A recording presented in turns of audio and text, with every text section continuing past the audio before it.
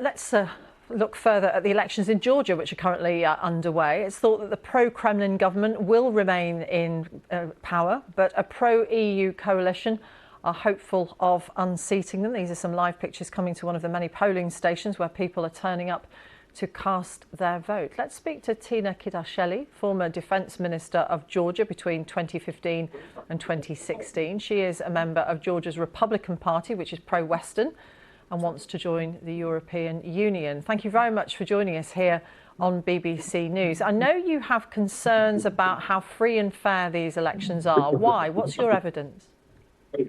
Hi, thank you for having me. It's 2 hours before the polls close, and turnout is really high, which was one of the biggest hopes we had, that lots of people would understand the urgency and importance of this vote.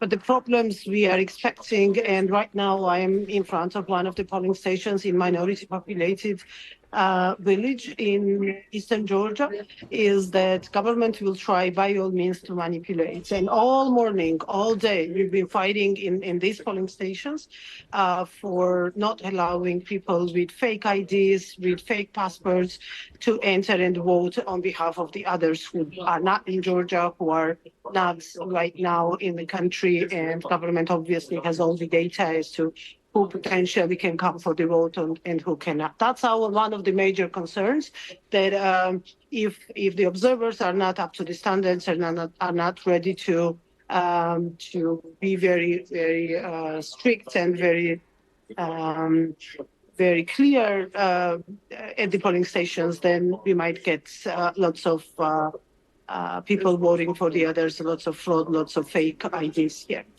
How split is the sentiment in Georgia then, given that many people do not want to provoke any conflict with Moscow, even if they are not necessarily leaning towards Russia?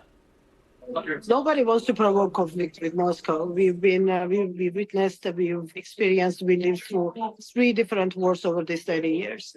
And Georgians know firsthand what is the cruelty of war, how it ends, what happens with their families. Nobody wants the war with Russia. But we also understand that there is no other safeguard for Georgia than being very closely tied up with NATO, European Union, with our Western allies, to have them safeguarding our freedom and our democracy.